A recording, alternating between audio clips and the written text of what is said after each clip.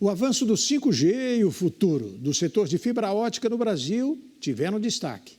O Ministério das Comunicações afirmou que há urgência por parte da pasta em avançar com a política de postes.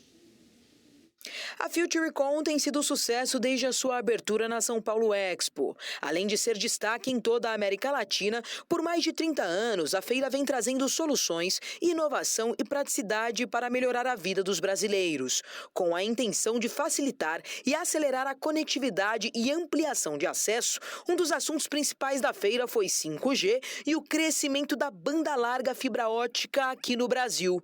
Quando é analisada a cobertura de internet em todo o país, foi constatado que 5,3%, ou seja, mais de 11 milhões de pessoas possuem a conexão 5G. O Brasil tem crescido em expansão tecnológica. Por isso, as articulações entre as autoridades do setor só vêm aumentando, a fim de que tanto as empresas como os consumidores possuam facilidade na troca de um aparelho celular que permita a navegação pelo sistema de internet 5G. O mecanismo vai ser a troca do celular, tá? Existe um efeito benéfico aí, que acontece? Quando você cria uma nova rede, o 5G, você tem lá o 2G, o 3G e o 4G. O 4G, vamos dar o exemplo que você usou, da Paulista, né? O 4G está lá, só tinha o 4G, todo mundo usava aquela rede 4G. Quando a operadora ou as operadoras ativaram a rede 5G, o 4G continua lá, porque eles navegam até em faixas diferentes. Aquela rede que era congestionada no 4G, começa a ter cada vez mais gente saindo dela e entrando em 5G, aquela rede fica mais vazia. Quem está ali ainda, na verdade, vai ter também uma melhora da experiência. Isso vai naturalmente acontecer até o ponto que aquela rede fica vazia. É uma estratégia que as operadoras utilizam para melhorar a experiência do usuário.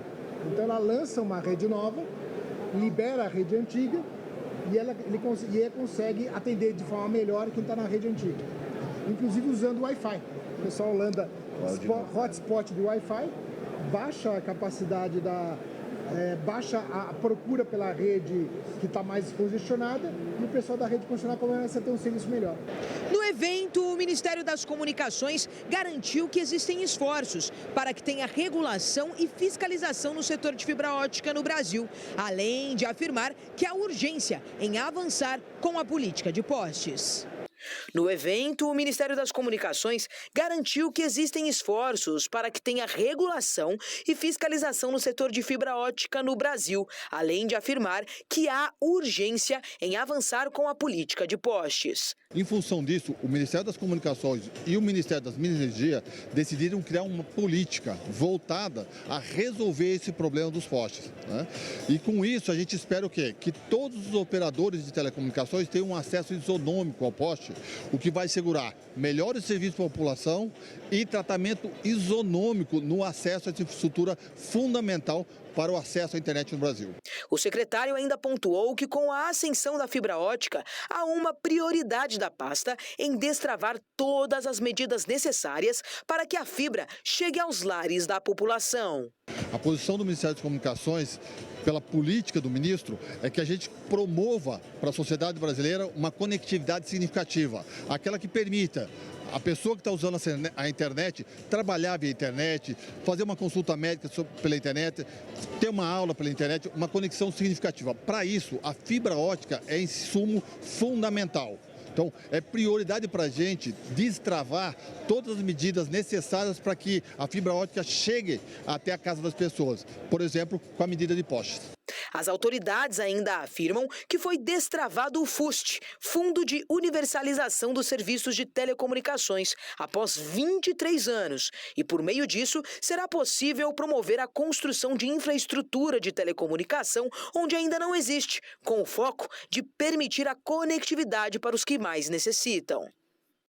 O discurso passional do político de extrema-direita Javier Milei sacudiu o cenário político argentino e atrai jovens eleitores. O controverso deputado propõe medidas polêmicas que vão desde explodir o Banco Central e dolarizar a economia até permitir a venda livre de órgãos humanos. O deputado de extrema-direita, Javier Milei, candidato à presidência da Argentina, sacudiu o cenário político do país. Aos 52 anos, o político construiu sua popularidade na televisão, onde foi comentarista econômico e nas redes sociais. Com questionamentos sobre uma casta política que descreve como parasitária, o político apresentou propostas polêmicas que vão desde explodir o Banco Central e a dolarizar a economia, até a permissão da venda livre de órgãos humanos. Seu discurso impulsivo cativou muitos jovens em um país que passa por uma crise econômica aguda. Você vê a falta de dinheiro da sua mãe, a falta de dinheiro do seu pai, você vê que eles estão reclamando dos políticos e quando um dia você vê isso no YouTube, você aperta o play, você começa a ouvir o cara falar e é algo que fica com você. É algo que fica com você porque esse homem o cara não vem pra te amar. Ele não quer que você seja estúpido como todos os políticos até agora. O louco dá palestras econômicas, ele te ensina, como ele mesmo disse várias vezes, ele não quer conduzir cordeiros, ele quer despertar leões e isso é algo que te chama, quer você goste ou não. 9,5 milhões de eleitores argentinos, de um total de 35 milhões, têm entre 16 e 29 anos de idade. O voto é voluntário a partir dos 16 anos e obrigatório a partir dos 18. Milei pode parecer desleixado, palhaço, celebridade, brincalhão, mas ele fala sério com os jovens. Os jovens sentem que ele fala com eles sobre coisas que são significativas para eles. E, ao mesmo tempo, tem uma grande dificuldade de ouvir o discurso político clássico. Os especialistas argumentam que a maioria dos eleitores do candidato libertário são homens e alertam que muitas mulheres o rejeitam porque o veem como uma ameaça a direitos como o aborto ou a políticas contra a violência de gênero. Dentro das próximas eleições há candidatos e um dos candidatos é o Milei. Ele propõe muitas coisas que vão contra, por exemplo, o direito ao aborto, a educação sobre a violência de gênero, o olhar dele sobre o gênero, sobre as mulheres. Mas seus apoiadores o defendem.